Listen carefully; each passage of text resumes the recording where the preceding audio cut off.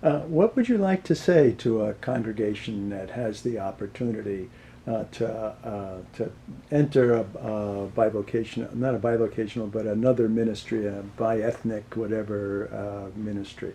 What advice would you give them? What would you like to say to them? So I think the first bit of advice would be to listen.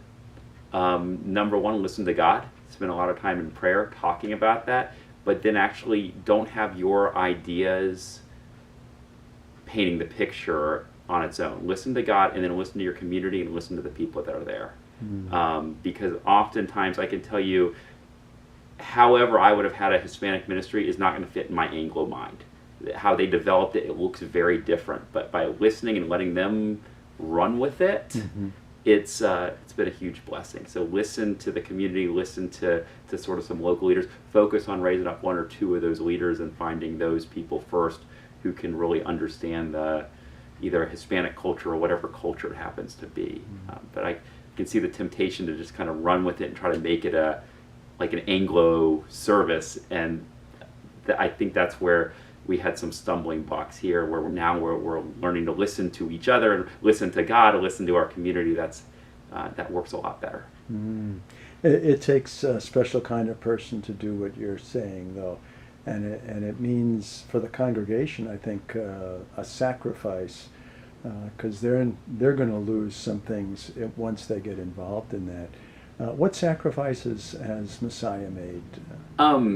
So I guess if you put it that way, I guess you could say quite a few. You know, the one big thing is space and being able to do things how we want to do things, or just have run of the space here. You know, we've made it a priority to let the Hispanic ministry use our facility pretty much how they want to, when they want to. And sometimes if we both want to have a Good Friday service, you know, it might mean we move ours up a little bit so that they can have one following us.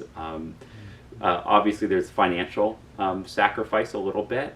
We help out of our budget, help support them a little bit, but also let them do fundraising activities after our services and kind of share their ministry, which is a little bit of sacrifice. And but I don't think of it as a sacrifice much that we make. I think there's been more blessing than sacrifice that we've seen from the Hispanic ministry here at Messiah in Tampa.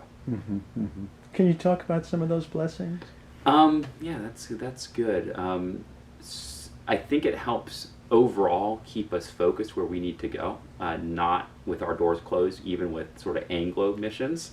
I think that's a huge blessing, but also just people and learning about the community. And we had it's almost Easter here, and on Saturday, we had a huge work day on campus to try to help clean up some things.